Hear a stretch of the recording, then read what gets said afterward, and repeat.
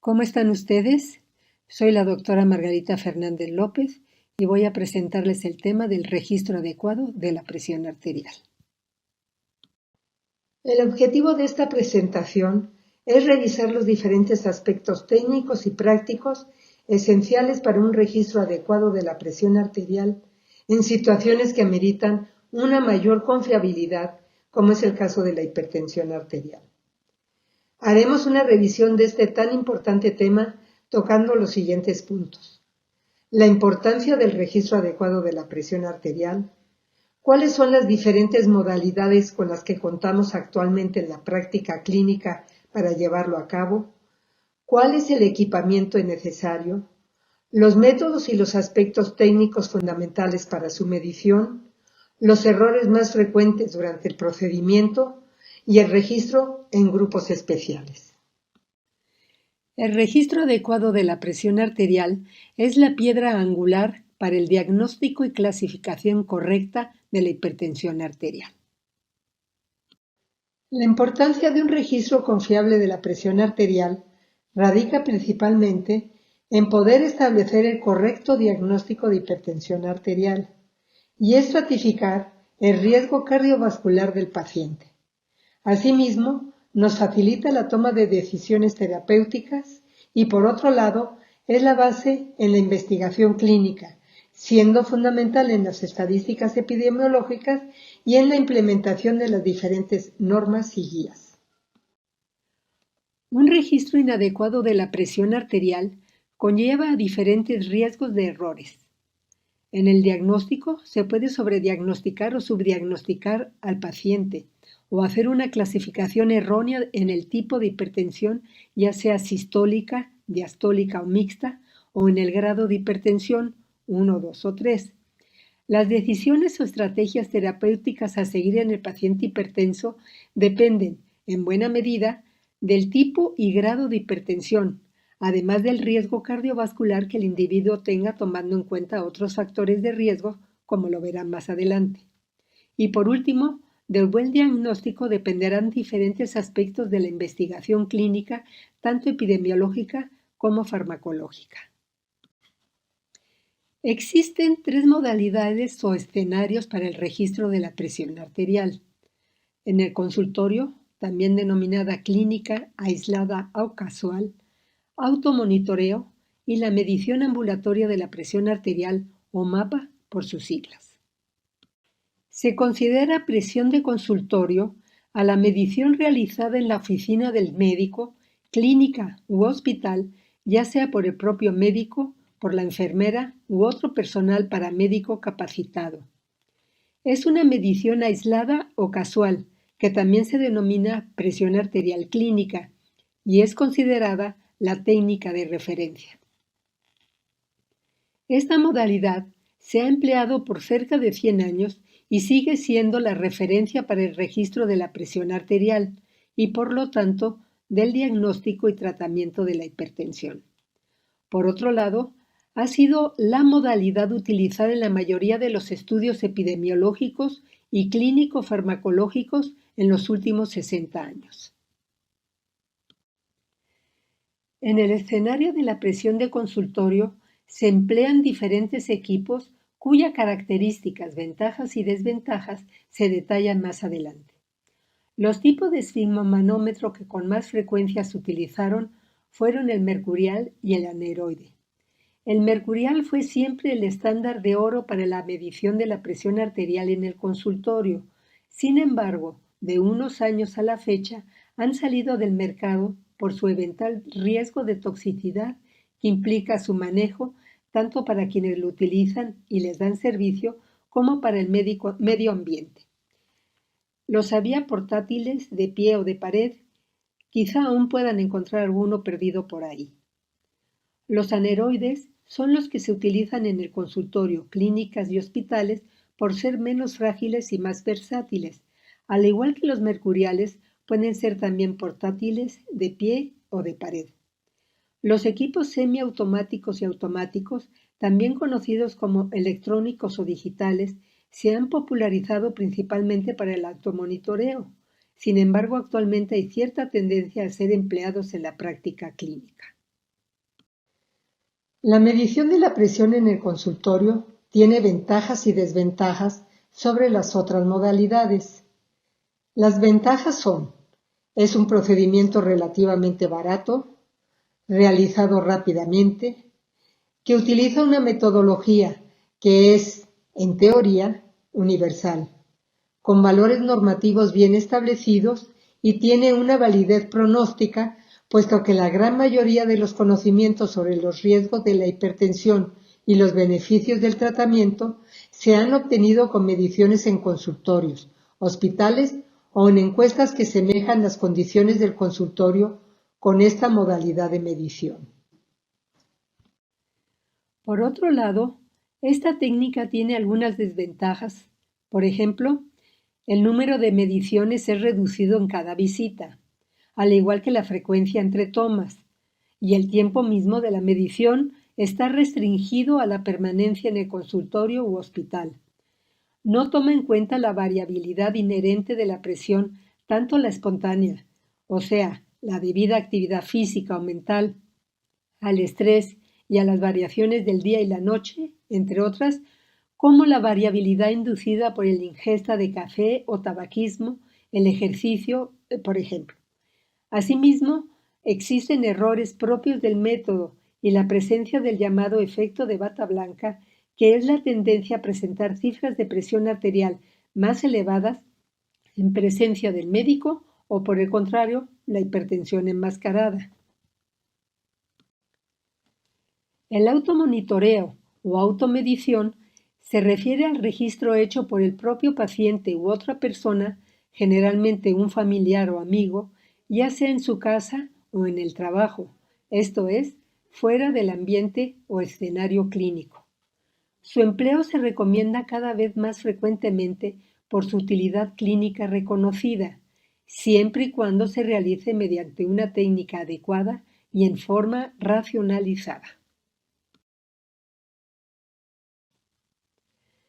Los tipos de monitores disponibles para el automonitoreo incluyen los esfigmomanómetros aneroides y los electrónicos, ya sea semiautomáticos o automáticos. En el caso del automonitoreo con equipo aneroide, la medición deberá ser realizada siempre con ayuda de otra persona para que la metodología sea adecuada y no se cometa el error de colocar la cápsula del estetoscopio por debajo del brazalete, como en esta foto. Las indicaciones potenciales para el automonitoreo son las siguientes. Cuando sospechamos que el paciente pueda tener hipertensión de bata blanca o hipertensión enmascarada. Durante el embarazo, para obtener mediciones mucho más frecuentes y en condiciones diferentes. Cuando queremos valorar el control en el adulto mayor o en los pacientes con hipertensión asociada a diabetes mellitus. Si consideramos que el paciente tiene hipertensión refractaria, para confirmar este diagnóstico. Se ha visto que con el automonitoreo se obtiene una mejoría en el apego al tratamiento, pues en cierta forma el paciente se hace partícipe de él. Es un mejor predictor de riesgo cardiovascular en base al control y la variabilidad de la misma. Y obviamente, al obtener un importante número de mediciones, nos va a servir como guía para el tratamiento farmacológico.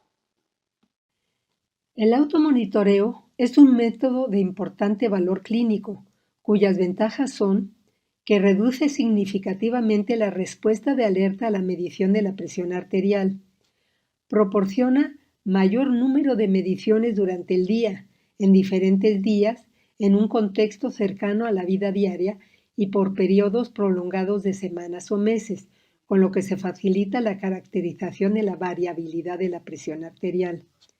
Es una herramienta que nos permite evaluar la respuesta al tratamiento e identificar si es necesario realizar ajustes al mismo. Dado que es un procedimiento relativamente económico, puede ser empleado por un amplio número de pacientes y, como ya dije, promueve el apego al tratamiento, al hacerlos partícipes activos en el manejo de su enfermedad. Cuando se realiza regularmente por ciertos periodos de tiempo, es más reproducible y predice la presencia y progresión de daño a órgano blanco, así como el riesgo de eventos cardiovasculares mejor que los valores obtenidos en el consultorio. Ahora bien, el automonitoreo requiere de la capacitación de la persona que hará el registro, ya sea el paciente mismo u otra persona. Independientemente de que el equipo a utilizar sea manual, semiautomático o automático. En relación con esto, es aconsejable el empleo de los dos últimos, es decir, el semiautomático o el automático, por la facilidad para su uso. Es responsabilidad del médico el cumplir con la capacitación para poder así obtener registros confiables y, por tanto, de utilidad para el manejo del paciente. Un gran número de los equipos semiautomáticos y automáticos disponibles en el mercado no han sido validados adecuadamente, por lo que es obligado informar al paciente cuáles son los aparatos confiables y hacer hincapié en que los de muñeca son los menos recomendables, ya que no han aprobado la validación. El estado de ánimo y el entorno que rodea al paciente puede influir en la elección del momento del registro y esto ocasionar cierto sesgo en la determinación. La variabilidad inherente de la presión arterial puede generar confusión. Es recomendable sugerir que en cada registro realice 2 mediciones seguidas, separadas entre sí por 1 minuto de diferencia, y de obtener una diferencia de más de 10 milímetros entre ellas, en cualquiera de las dos cifras, descartarla, hacer una tercera para promediar al menos 2 registros. O bien, lo que yo sugiero es que consignen las 3 mediciones, ya que nos servirán para conocer el grado de ansiedad que tiene nuestro paciente. Es aconsejable que el paciente tenga una bitácora con todos sus registros. Otra desventaja que se tiene con esta modalidad es que se obtiene únicamente registros diurnos, o sea, en vigilia, lo que limita su utilidad. No todos los pacientes son buenos candidatos para emplear esta modalidad. Debe hacerse una selección adecuada antes de recomendarlo, ya que existen condiciones físicas, funcionales o psíquicas, entre ellas arritmias cardíacas, personas con déficit cognitivo, auditivo, visual o motor, personas con baja escolaridad, entre otras, que limitan o contraindican su uso. Por otro lado, puede ser contraproducente en pacientes aprensivos y favorecer ansiedad y obsesión por la medición frecuente. Esto puede promover la automedicación con modificaciones en la posología o incluso suspensión del tratamiento. En la actualidad ya se cuenta con valores de referencia aceptados mundialmente. Es muy importante que el médico recuerde y enseñe a sus pacientes y familiares que los valores considerados como normales cuando se realiza el automonitoreo son menores a los valores normales del consultorio. Aquí son menores a 135/85. Otra modalidad para la medición de la presión fuera del consultorio es el monitoreo ambulatorio de la presión arterial, o sea, el MAPA por sus siglas, el cual proporciona valores de la presión arterial durante 24 o incluso 48 horas en el ambiente propio del paciente y a través de todas sus actividades diarias. Habitualmente se programa para que realice las mediciones cada 15 a 20 minutos durante el día y cada 20 o 30 minutos durante la noche. Puede emplear la técnica auscultatoria o la oscilométrica. La auscultatoria tiene mayor precisión, pero es mucho más incómoda. La posición del micrófono es crítica y tiene mayor error debido a interferencias. En cambio, los aparatos que emplean el método oscilométrico son mucho más prácticos, tienen mayor número de mediciones exitosas y mayor precisión en la presión arterial media. Cualquiera que sea la técnica empleada, el equipo debe de estar validado clínicamente para resultados confiables. En la clínica, el monitoreo ambulatorio tiene las siguientes indicaciones. Ante la sospecha de hipertensión de bata blanca, en aquellos sujetos con las cifras de presión arterial persistentemente elevadas en el consultorio, con valores normales durante el registro de automonitoreo adecuado. Es de gran utilidad para descartar el efecto de bata blanca, término que se emplea para referirse a aquellos pacientes con hipertensión arterial y que presentan elevación transitoria de la presión en presencia, primordialmente, del médico o la enfermera. Dense cuenta de que no es lo mismo la hipertensión de bata blanca que el efecto de bata blanca.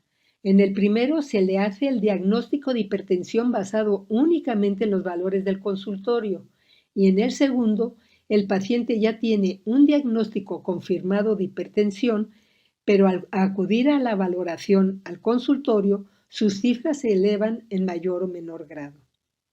Se puede valorar objetivamente la presencia o no de resistencia a fármacos y, por otro lado, facilita determinar el horario de toma de los fármacos.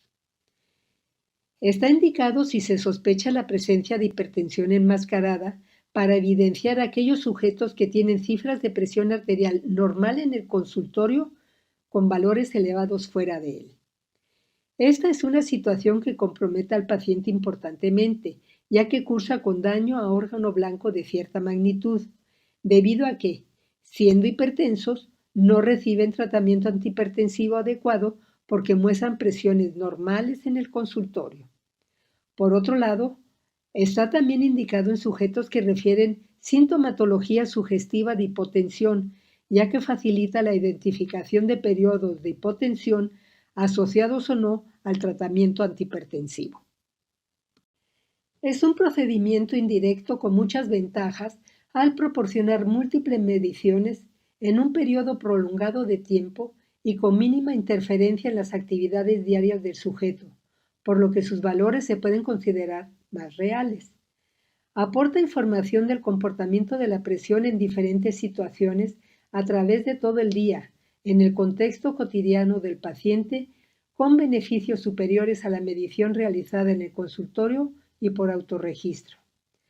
Facilita la evaluación del patrón circadiano de la presión, identificando la presencia o no de la caída nocturna de la presión normal o el incremento durante las primeras horas del día, situaciones que se asocian a mayor riesgo cardiovascular. Minimiza el efecto de bata blanca, si bien es posible observar algún incremento de la presión durante la primera hora de su colocación y al finalizar el estudio, lo que corresponde al denominado efecto de bata blanca del monitoreo ambulatorio. Hace posible un seguimiento de los pacientes tratados con drogas y ayuda a valorar su eficacia y la duración del efecto antihipertensivo, a identificar los periodos de pobre control y a reconocer a los verdaderos pacientes refractarios al tratamiento, así como a los sobretratados. Permite estratificar mejor los pacientes al identificar a aquellos con mayor riesgo de complicaciones cardiovasculares, derivadas de niveles tensionales no controlados. No hay duda, y los estudios lo demuestran, que tiene mayor valor pronóstico que las determinaciones del consultorio. Disminuyen los errores del observador, ya sea del médico, enfermera o del paciente, y por último, nos permite detectar periodos de hipotensión durante las 24 horas. Al igual que con las otras modalidades, pueden presentarse dificultades técnicas como la colocación inadecuada del brazalete o la presencia de silencio auscultatorio, entre otros.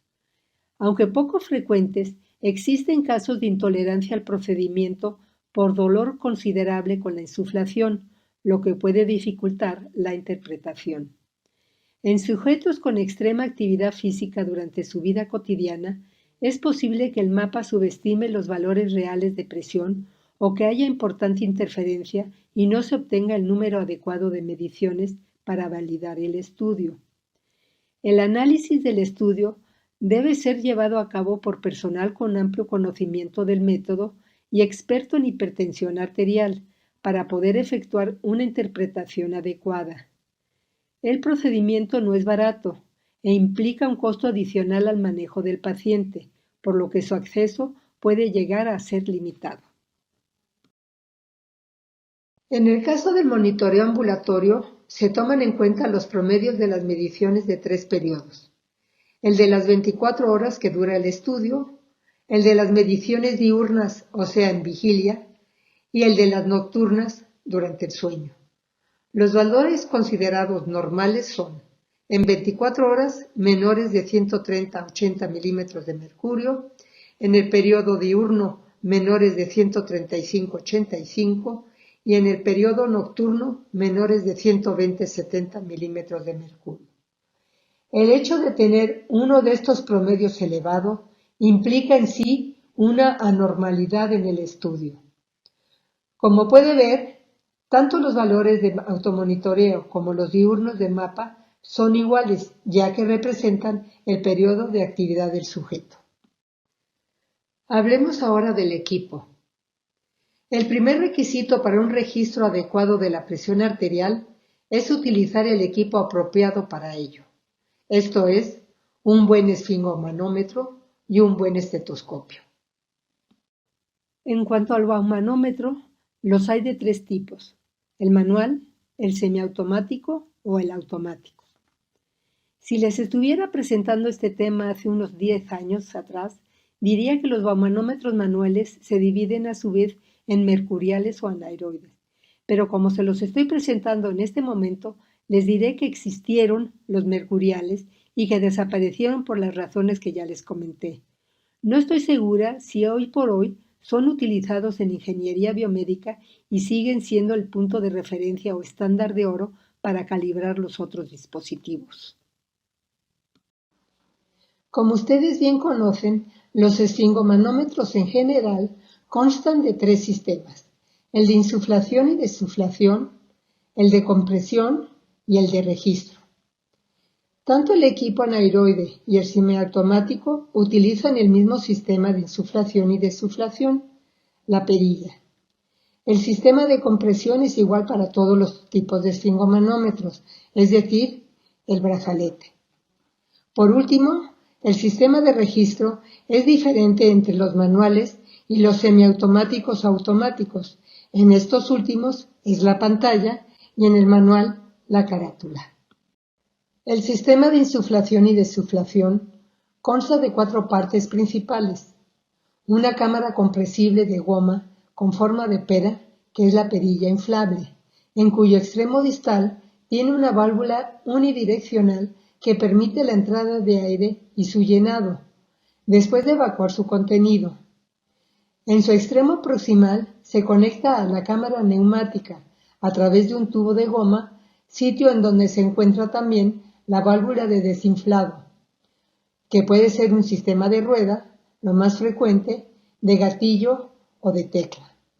Esta válvula debe permitir un proceso de desuflación gradual mediante la existencia de pasos intermedios entre las posiciones de cerrado y abierto.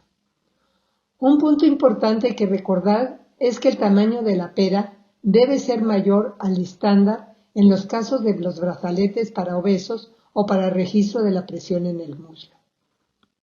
El sistema de insuflación y desuflación de los equipos semiautomáticos es el mismo que el de los anaeroides. En cambio, los equipos automáticos utilizan un pequeño compresor activado automáticamente mediante el empleo de corriente eléctrica y o baterías. El sistema de compresión consiste en el brazalete o manguito, el cual está compuesto por una cámara neumática de goma o hule contenida en una funda de tela o plástico, materiales ambos no distendibles, lo que permite una compresión uniforme sobre todo el ancho y largo del mismo. Idealmente, la funda debe tener una serie de marcas visibles, entre ellas la más importante es la de la localización del punto medio de la cámara neumática, con la finalidad de facilitar su colocación adecuada, lo que resulta de particular relevancia cuando se utiliza la medición auscultatoria.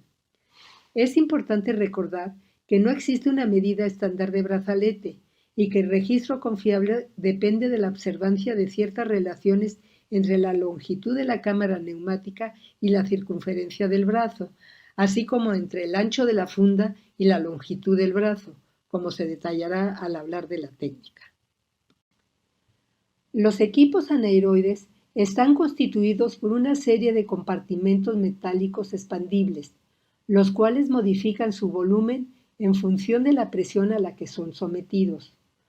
Un engranaje mecánico transmite la presión a la aguja giratoria del reloj manométrico, señalando así el valor sobre la escala graduada en una escala del 0 al 300, marcada a intervalos de 2 y 10 milímetros de mercurio.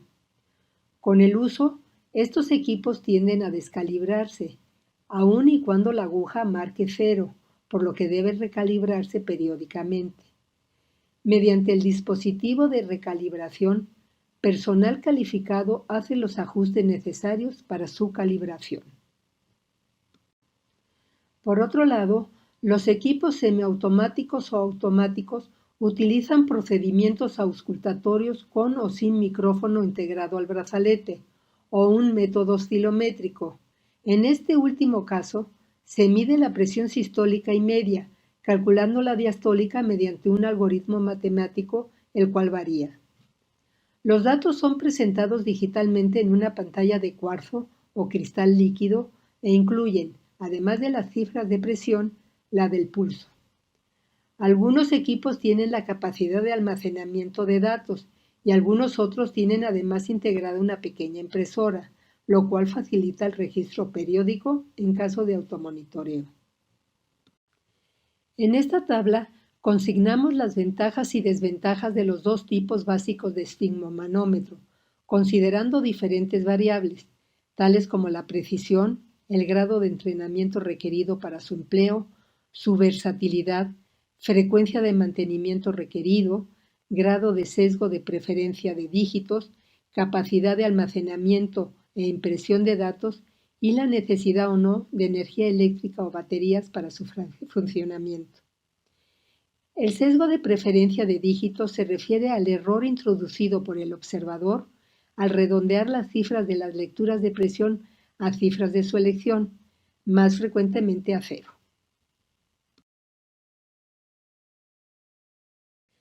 A diferencia de los equipos manuales, los semiautomáticos y los automáticos, cualquiera que sea su uso, ya sea automonitoreo o monitoreo ambulatorio, requieren una validación externa mediante protocolos reconocidos que garanticen una mayor confiabilidad. Los protocolos actualmente más reconocidos para dicho efecto son el de la Sociedad Británica de Hipertensión, el estándar americano o el del Grupo de Trabajo de la Sociedad Europea de Hipertensión. Es muy importante recomendar a quienes vayan a comprar un equipo de estos, verifiquen que esté validado por uno de estos protocolos. El estetoscopio más frecuentemente utilizado consta de 3 partes básicas: el micrófono o cabeza, los auriculares y el o los tubos conectores. La cabeza a su vez tiene 2 tipos de filtro: el diafragma y la campana. Esta última es un filtro de baja frecuencia con la que se ausculta con mayor facilidad los ruidos de Korokov, especialmente el cuarto y quinto ruido. En algunos estetoscopios no existe una campana como tal, y el equivalente se obtiene al hacer una mayor presión sobre el diafragma. Algunos de los esfigmomanómetros diseñados para autorregistro están equipados con un micrófono sensor oscilométrico, incluido en el brazalete mismo, lo que facilita la técnica, pero puede introducir artefactos sonoros. El sistema conector es un tubo cuya longitud no debe ser muy corto, esto es, menor a 30 centímetros y no sobrepasar los 38 centímetros. Debe ser de hule o goma, material que es un mejor transmisor comparado con el plástico. Hablemos ahora de los distintos métodos para el registro de la presión arterial. En la práctica clínica rutinaria, el registro se hace mediante métodos indirectos o no invasivos. El método directo o invasivo, esto es, el registro intraarterial, se limita a situaciones clínicas de compromiso hemodinámico muy particulares, si bien es el método de referencia. De los indirectos existen varios tipos, pero los más empleados son el método auscultatorio y el oscilométrico. Mediante los métodos no invasivos se mide la presión arterial de manera indirecta al comprimir externamente la arteria y a los tejidos adyacentes. Como principio, Se considera que la presión necesaria para ocluir la arteria es igual a la que hay dentro de ella. La técnica auscultatoria es la empleada por los dispositivos manuales y algunos semiautomáticos y automáticos descritos posteriormente y se basa en la detección de los ruidos de Korokov a través del estetoscopio o un sensor acústico o micrófono colocado sobre la arteria. El brazalete se coloca sobre el brazo y se insufla a través de la perilla. Cuando la presión del brazalete excede la presión de la arteria, ésta se comprime y la sangre deja de fluir a través de ella, con lo que el pulso desaparece. Cuando se libera gradualmente la presión del manguito y alcanza el pico de presión generada por el ventrículo izquierdo, la sangre empieza a fluir a través de la arteria, produciendo ruidos rítmicos con cada latido que se detecta mediante el estetoscopio. Al disminuir la presión del brazalete cada vez más, los sonidos cambian en calidad e intensidad, pueden volverse transitoriamente inaudibles y finalmente desaparecen cuando la presión en el brazalete es menor que la presión en la arteria. La aparición del primer sonido claro, tipo golpeteo, que se presenta cuando la presión del brazalete es igual a la presión sistólica, se denomina fase 1 de los ruidos de Korokov y precisamente corresponde a la presión sistólica. Los ruidos gradualmente incrementan en intensidad conforme se desinfla el brazalete. La segunda fase se presenta cuando los ruidos se vuelven soplantes, pueden disminuir de intensidad o incluso desaparecer, dando lugar al denominado silencio auscultatorio. Su duración es variable. La tercera fase ocurre cuando los ruidos nuevamente incrementan de intensidad, se hacen claros y corresponden a un mayor paso de sangre por la arteria, que aún se encuentra parcialmente ocluida. En la cuarta fase, los ruidos disminuyen bruscamente de intensidad y se hacen más suaves o soplantes. Esta fase es variable y poco reproducible. La quinta fase se presenta cuando se escucha el último ruido, después del cual desaparece cualquier sonido. Ocurre cuando la compresión vascular ya no es suficiente para provocar un flujo turbulento y corresponde a la presión diastólica. Con este método, la determinación de la presión sistólica es más confiable que la diastólica, ya que esta última depende de la desaparición de los sonidos, lo que puede ser más difícil de definir. El método oscilométrico registra las oscilaciones de la presión dentro de la arteria durante la desuflación gradual del brazalete. Cuando el brazalete se infla a una presión mayor a la sistólica, el manguito detecta las oscilaciones del pulso que se transmiten desde la arteria proximal al mismo. Al llegar a la presión sistólica, la apertura transitoria del flujo arterial incrementa bruscamente las oscilaciones y conforme disminuye la presión del manguito, las oscilaciones se hacen más amplias hasta llegar a un máximo y posteriormente empiezan a disminuir. El punto máximo de oscilación corresponde con bastante exactitud a la presión media intraarterial y el punto mínimo se considera el valor de la presión diastólica. En realidad, las oscilaciones comienzan cerca de la presión sistólica y continúan por debajo de la diastólica, así que la presión sistólica y diastólica son calculadas indirectamente mediante algoritmos matemáticos. La ventaja de este método consiste en poder medir la presión arterial media en forma directa y no con cálculos como habitualmente se hace. Además de que no es necesario colocar el transductor sobre la arteria braquial, con lo que la colocación del brazalete no es tan crítica. La principal desventaja radica en que la actividad física interfiere en las lecturas.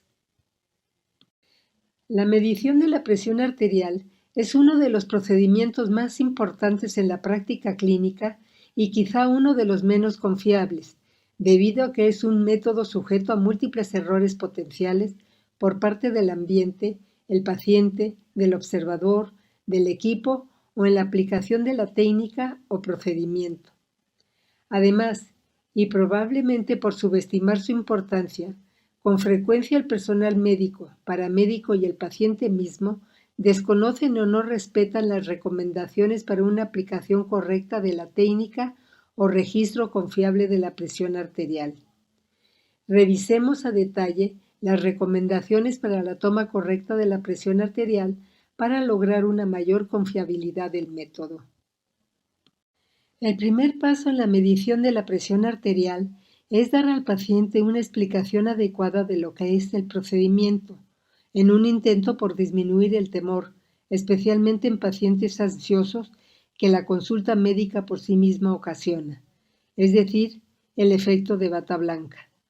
Desde el inicio del interrogatorio debe procurarse crear un ambiente relajado y de confianza al paciente. En la medida que sea posible, el consultorio debe ser confortable, tranquilo, libre de ruidos, con una iluminación adecuada y con una temperatura agradable.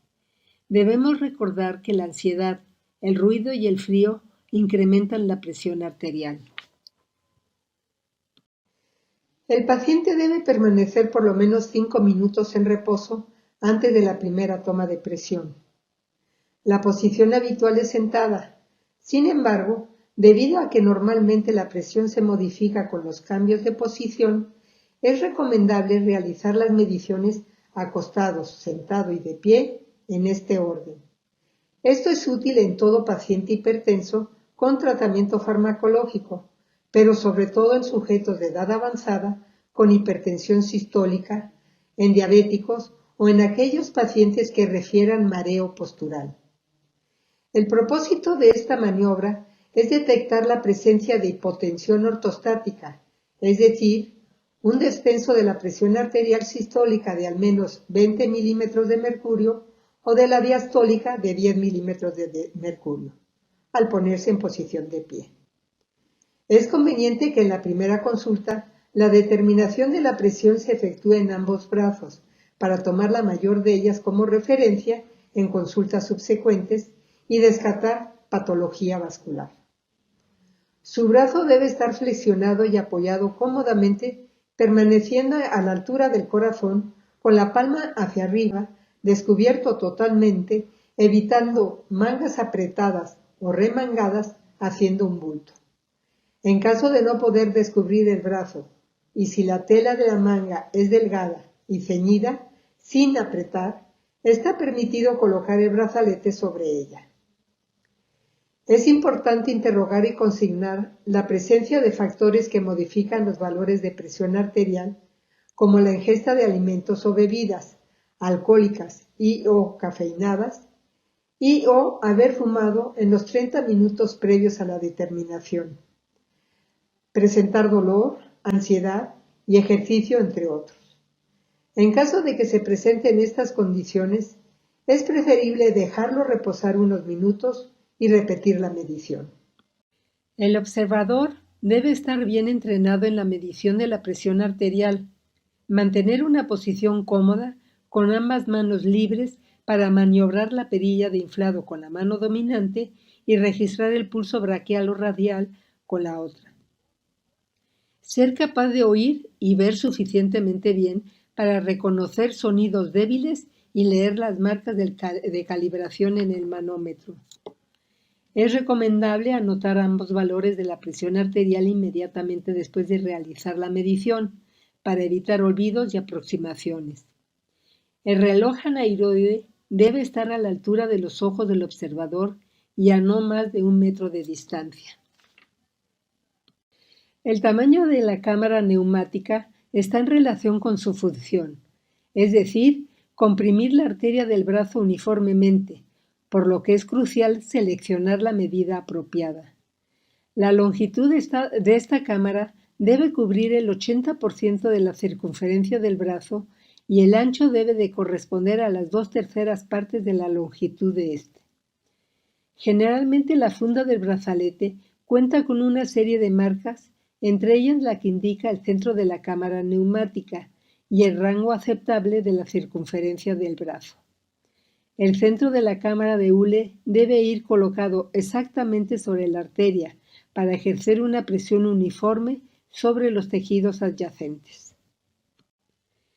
Existen varias medidas de brazaletes de acuerdo a las características de la persona en quien se va a hacer el registro de la presión y al sitio donde se hará el registro, ya sea brazo, muñeca o muslo. Para la selección del tamaño adecuado del brazalete a utilizar, se recomienda la medición de la circunferencia del brazo. En la tabla se muestra 4 rangos de circunferencia del brazo y el brazalete sugerido para cada uno de ellos. Para una circunferencia de brazo de 22 a 26 centímetros, se recomienda utilizar un brazalete pediátrico o de adulto pequeño. Para una circunferencia de brazo de 27 a 34 centímetros, se recomienda utilizar un brazalete de adulto estándar. Para una circunferencia de brazo de 35 a 44 centímetros, se recomienda utilizar un brazalete de adulto grande. Y para una circunferencia del brazo de 45 a 52 centímetros, se recomienda utilizar un brazalete especial para muslo o extra grande. Para la medición a nivel del brazo, deben seguirse los siguientes pasos. El manguito debe colocarse 2 a 3 centímetros por arriba del pliegue de flexión del brazo para permitir la auscultación correctamente. Su ajuste debe ser tal que no se deslice hacia abajo, pero que no comprima en exceso. Posteriormente, se debe de ubicar el pulso braquial. Inicialmente, se determinará la presión sistólica por el método palpatorio, insuflando el brazalete hasta que el pulso braquial desaparezca y se consigna el valor. Se desinfla el brazalete y se esperan 30 a 60 segundos a que el flujo se restablezca antes de iniciar la medición auscultatoria. La determinación palpatoria proporciona una aproximación preliminar de la presión arterial sistólica y asegura un adecuado nivel de insuflación para proceder a la medición auscultatoria. Además, es muy útil para evitar realizar una baja insuflación en pacientes con silencio auscultatorio o una excesiva insuflación en pacientes con presión arterial baja y servirá como referencia del inflado máximo del brazalete en las siguientes mediciones. El diafragma del estetoscopio debe de ir apoyado suavemente sobre la piel en el punto de máxima intensidad del pulso braquial, en la parte interna de la fosa antecubital, sin comprimir la arteria y nunca debe quedar colocada por debajo del manguito para evitar artefactos de ruido y presión excesiva sobre la arteria. Cuando la medición se realiza a nivel del antebrazo, los pasos a seguir son: el manguito debe colocarse 3 centímetros por arriba del pliegue de flexión de la muñeca para permitir la auscultación correctamente. Posteriormente, ubique el pulso radial. El resto del procedimiento es similar al descrito anteriormente para la toma de presión a nivel del brazo, a excepción hecha de que se recomienda utilizar la campana del estetoscopio más que el diafragma, por la facilidad para su colocación y la mejor auscultación de los ruidos de Korokov, ya que estos son algo más débiles que a nivel braquial. Realizado lo anterior, se insufla el brazalete 20 a 30 milímetros de mercurio por encima de la presión arterial sistólica obtenida por palpación y se deja escapar el aire lentamente a una velocidad aproximada de 2 a 4 milímetros de mercurio por segundo para escuchar los sonidos de Korokov. Hay que evitar un inflado excesivo del brazalete, ya que puede ocasionar dolor y esto elevar la presión arterial. En algunas personas hay una persistencia de los ruidos de Korokov, por lo que hay que continuar auscultando conforme se desinfla el manguito hasta llegar a cero, para confirmar la desaparición de los ruidos. Si los ruidos se escuchan hasta cero o cerca de cero, se necesita consignar además de la fase 1, la fase 4 y 5, por ejemplo, 130 sobre 76 sobre 20 o 130 sobre 76 sobre 0, si no es posible precisar el quinto ruido. Lo que significa que a los 76 milímetros los ruidos atenuaron y que a los 20 se dejaron de escuchar. Debe registrarse lecturas reales y nunca redondeadas al 0 o al 5. La medición se repite en la misma forma al minuto y se promedian los dos valores o se consignan estas dos mediciones. Si hay una diferencia de más de 10 milímetros de mercurio en la presión sistólica o 5 milímetros en la diastólica entre una y otra lectura, deberá realizarse una tercera determinación y el promedio de las dos últimas mediciones será la cifra definitoria, o también se consignarán estas dos mediciones. Una vez que se hayan concluido las mediciones, es muy importante que se informe al paciente del resultado y se anoten los siguientes datos. Posición en la que se realizó el registro, ya sea acostado, sentado y o de pie. El sitio de registro, ya sea en brazo o en antebrazo o en muslo. El tipo de brazalete utilizado, de adulto, obeso, etc. Y el promedio de los valores obtenidos. La toma correcta de la presión arterial en la práctica clínica depende de la adecuada transmisión e interpretación de una señal, que son los sonidos de Korotkov, a través de un equipo a un observador. Los errores en la medición pueden ocurrir en cada uno de estos puntos, sin embargo, es en el observador en quien recae el mayor número de posibles errores. Los errores que dependen primordialmente de la inadecuada transmisión e interpretación de los sonidos son el desconocimiento de los ruidos de Korotkov o la utilización inadecuada del cuarto ruido en lugar de la del quinto, sobreestimando así la presión diastólica. Si el paciente presenta el llamado silencio auscultatorio, es decir, que después de haber escuchado los primeros ruidos intensos, estos desaparecen y posteriormente reaparecen para disminuir y desaparecer definitivamente, se puede incurrir en el error de confundir el primer ruido de la fase 3 de Korotkov por la fase 1 y subestimar la presión sistólica, lo cual se evita determinando la presión sistólica en forma palpatoria. En los sujetos de edad avanzada, con aterosclerosis importante, puede que el brazalete, al insuflarse, no logre colapsar la arteria y por lo tanto se tenga una sobreestimación de la presión sistólica, a lo que se conoce como pseudohipertensión. En estos casos, es conveniente realizar la maniobra de Osler y comprobar si la insuflación del brazalete logra desaparecer el pulso radial. En presencia de ruidos débiles, es conveniente solicitar al paciente que abra y cierre la mano en repetidas ocasiones para que la arteria se replete de sangre y facilite la auscultación. La primera medición se descarta, siendo la segunda la válida. También ayuda al emplear la campana del estetoscopio en lugar del diafragma.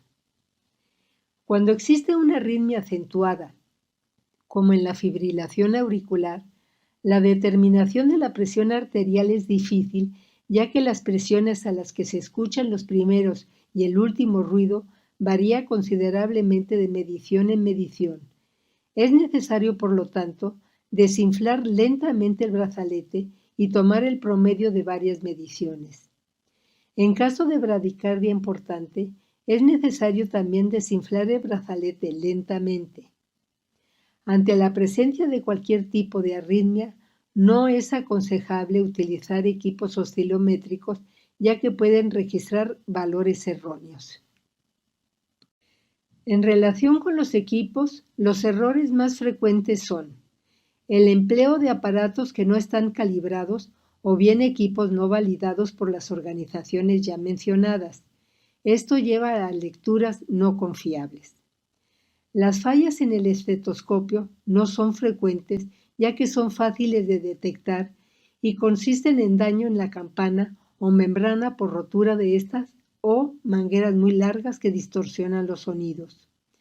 La pérdida del aire, ya sea por la válvula o las mangueras, ocasionan lecturas incorrectas al no lograr fácilmente incrementar la presión del brazalete a niveles adecuados o por un desinflado rápido del mismo que imposibilita las lecturas. El desgaste del velcro ocasiona que el brazalete se suelte en el momento de la insuflación, con lo que se imposibilita las lecturas. Los errores del observador pueden ser inherentes a él o a una mala técnica en la medición de la presión arterial. Son errores propios del observador aquellos que derivan de una mala audición o visión, a falta de concentración o de memoria. Sin embargo, hay situaciones en las que existe cierto sesgo, consciente o inconsciente, de parte del que toma la presión arterial, debido a que simplemente se ajusta la presión para lograr la idea preconcebida de lo que debería tener el paciente.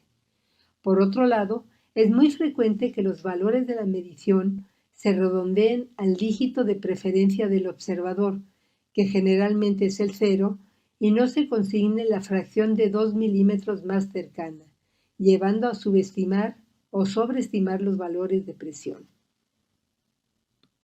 En relación con la técnica, el error más común es utilizar brazaletes del tamaño inadecuado, ya que es frecuente que no se cuente con manguitos para sujetos obesos.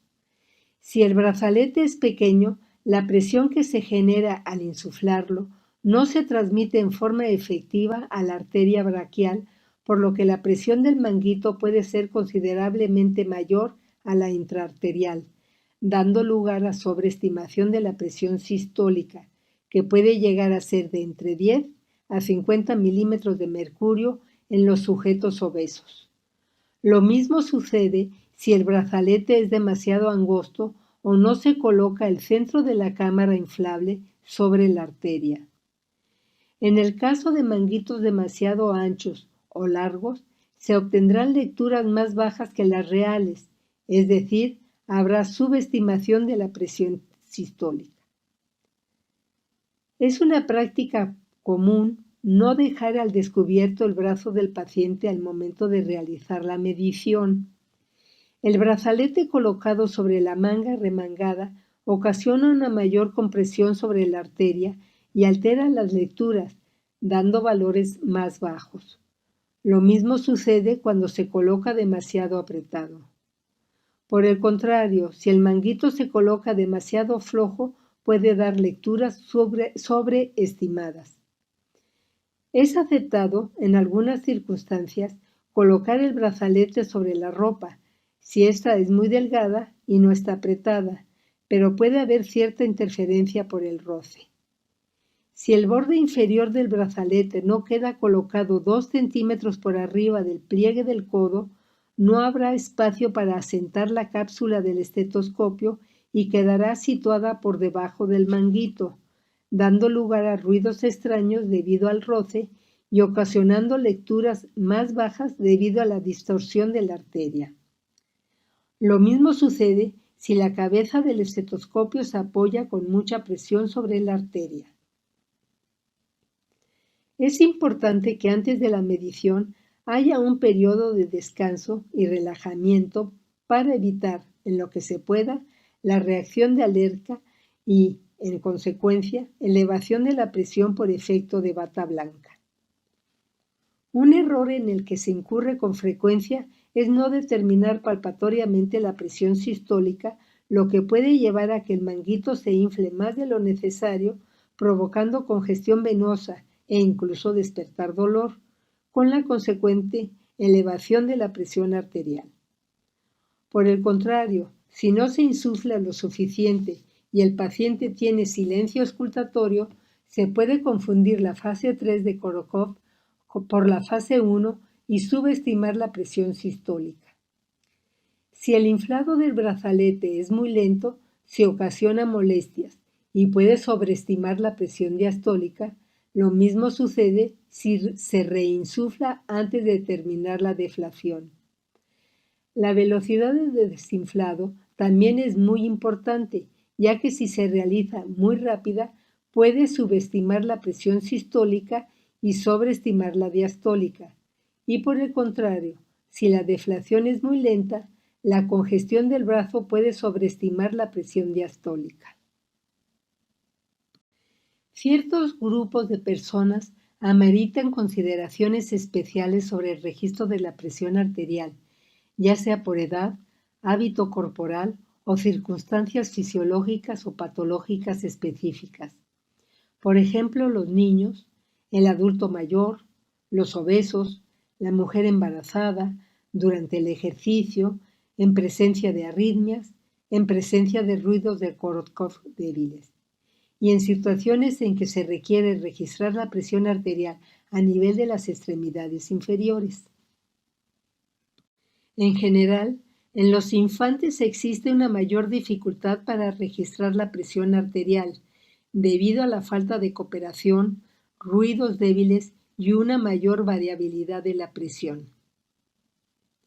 En niños mayores de 1 año se utiliza la misma técnica auscultatoria que para los adultos, a pesar de que presenta más dificultad por la falta de cooperación que comentamos. Deben asegurarse condiciones de reposo adecuadas y realizarse varias mediciones. Los brazaletes adecuados dependerán de la circunferencia del brazo. Se recomiendan los de 4x13 y 8 a 10x18 centímetros. En niños mayores u obesos pueden requerirse el uso del adulto estándar. La presión diastólica se define por el ruido quinto. En menores de 5 años, especialmente en los menores de 1, los ruidos de Korotkov no son fácilmente audibles, por lo que se recomienda el empleo de ultrasonido Doppler o equipos electrónicos automatizados oscilométricos. En el grupo de pacientes adultos mayores, son varios los puntos a considerar para un registro adecuado de la presión arterial. En primer lugar, debe considerarse que tienen una variabilidad mayor de la presión arterial, por lo que es recomendable realizar un mayor número de tomas. De igual manera, debe tenerse presente el hecho de que presentan con frecuencia efecto de bata blanca, por lo que crear un ambiente agradable y de confianza, así como el reposo previo, son fundamentales. La rigidez de las arterias dificulta la compresión adecuada por el brazalete, lo que provoca lecturas falsamente elevadas hasta por 20 milímetros de mercurio en la presión sistólica, lo que se denomina pseudohipertensión. Este fenómeno debe sospecharse cuando existe una maniobra de Osler positiva, es decir, palpación de los latidos de la arteria a niveles por arriba de lo inflado. En el grupo de pacientes adultos mayores, son varios los puntos a considerar para un registro adecuado de la presión arterial. En primer lugar, debe recordarse que tienen una variabilidad mayor de la presión arterial, por lo que es recomendable realizar un mayor número de tomas. De igual manera, hay que tomar en cuenta el hecho de que presentan con frecuencia efecto de bata blanca, por lo que crear un ambiente agradable y de confianza, así como el reposo previo, son fundamentales. La rigidez de la arteria dificulta la compresión adecuada por el brazalete, lo que provoca lecturas falsamente elevadas hasta por 20 milímetros de mercurio en la presión sistólica, lo que se denomina pseudohipertensión. Este fenómeno debe sospecharse cuando existe una maniobra de Osler positiva, es decir, palpación de los latidos de la arteria a niveles por arriba de lo inflado. Otro factor para recordar en el adulto mayor es el hecho de que frecuentemente se presenta la denominada silencio auscultatorio, por lo que debe buscarse intencionalmente. En los ancianos, la fase quinto de los ruidos de Korotkov puede estar ausente, por lo que la presión diastólica se definirá por el ruido 4. Es importante establecer el nivel de presión máxima de inflado mediante la toma palpatoria, ya que con mayor facilidad y frecuencia se provoca dolor con la insuflación.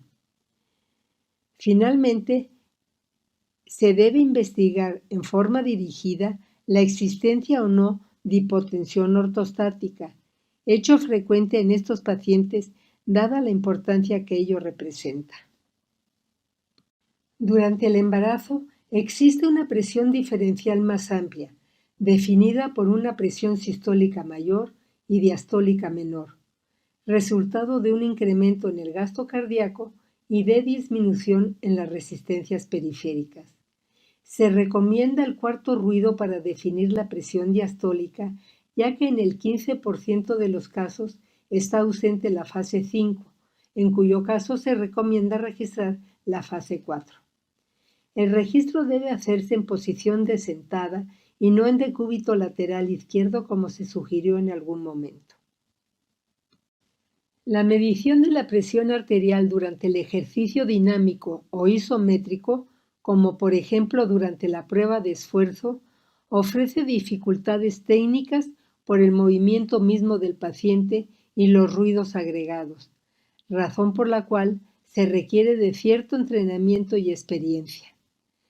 Los métodos de registro recomendados, en orden de preferencia, son el electrónico automatizado con método oscilométrico, auscultatorio con esfigmomanómetro aneroide o la fotopletismografía digital, es decir, el sistema Finaprest. Es importante mantener la extremidad a nivel del corazón para evitar el error derivado de la toma de la presión con la extremidad en posición vertical hacia abajo. Finalmente, con frecuencia la quinta fase del ruido de Korotkov está ausente, por lo que la presión diastólica se determina mediante el cuarto ruido. Cuando la auscultación de los ruidos es débil, la intensidad se logra incrementar mediante el aumento del flujo arterial de la extremidad, lo cual se consigue a través del vaciamiento venoso al elevar el brazo por 20 a 30 segundos y con la vasodilatación del mismo mediante el ejercicio de abrir y cerrar la mano ipsilateral durante el mismo tiempo. Otra alternativa en esta circunstancia es utilizar la campana del estetoscopio en lugar del diafragma, ya que con ella se perciben mejor los ruidos de baja tonalidad. En el paciente obeso o muy musculoso, con una circunferencia ancha del brazo, esto es, mayor de 40 centímetros, la relación de este con el brazalete es muy importante y debe utilizarse un brazalete más ancho y más largo que el del adulto normal, o sea, 16 por 38 centímetros. En casos extremos, cuando la circunferencia del brazo es mayor a 50 centímetros, se recomienda el registro en el antebrazo, auscultando la arteria radial y compararla con la braquial. Si existe una diferencia de 15 o más milímetros de mercurio, entonces la mejor estimación de la presión arterial puede ser la presión sistólica por palpación de la arteria braquial.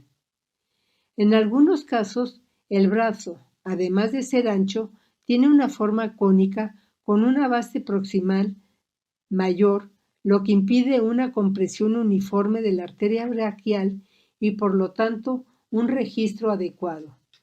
Existen brazaletes de diseño curvo, sin embargo no están fácilmente disponibles, por lo que se sugiere registrar la presión en el antebrazo. En pacientes con arritmias cardíacas, tales como fibrilación auricular o extrasístoles muy frecuentes, la presión varía latido a latido y por lo tanto de medición a medición. Para minimizar este efecto, debe de realizarse una desuflación más lenta de lo habitual, utilizar el método auscultatorio ya que el oscilométrico es menos confiable y promediar al menos 3 mediciones, tanto del primer ruido como del cuarto o quinto, según sea el caso. En caso de bradicardia marcada o ritmo de marcapaso alternante con ritmo propio relativamente isorrítmico, el proceso de desuflación debe ser también más lento, ya que la desuflación rápida puede ser causa de subestimación de la presión sistólica y sobreestimación de la presión diastólica.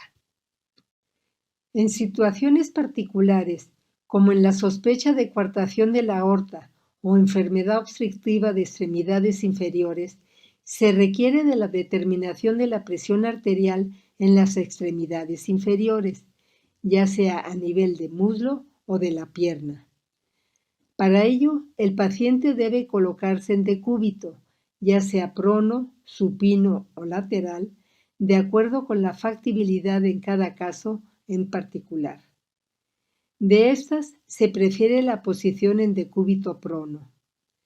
Para la toma de presión en el muslo, se utiliza un brazalete especial cuyas medidas son de 20 por 42 centímetros, el cual se coloca por arriba del pliegue de la rodilla.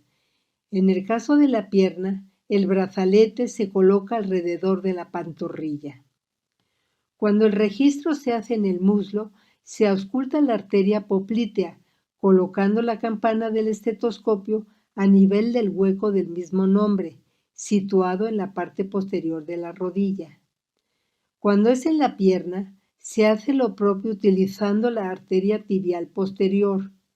La presión sistólica puede determinarse también mediante la palpación de la arteria pedia. Un aspecto frecuentemente olvidado es el mantenimiento preventivo y correctivo del equipo, el cual es muy importante para el registro adecuado de la presión arterial y debe realizarse en forma rutinaria. Es importante verificar el correcto funcionamiento de todos los componentes y debe incluir la revisión periódica de los sistemas del esfigmomanómetro, tanto de insuflación y desuflación, el de compresión y el de registro, y la calibración del sistema de registro, cuando éste así lo requiera. El procedimiento de mantenimiento puede ser realizado por el usuario o por el personal de ingeniería biomédica cuando corresponda. Se recomienda que la periodicidad de la revisión de los baumanómetros sea cada 6 meses si los equipos son de uso frecuente, como es el caso del uso hospitalario, o cada 12 si el uso es menos frecuente. Los equipos anaeroides deben de calibrarse cada 6 meses para asegurar el buen funcionamiento del equipo. Los equipos oscilométricos no se calibran, únicamente deben ser validados. Muchas gracias por su atención.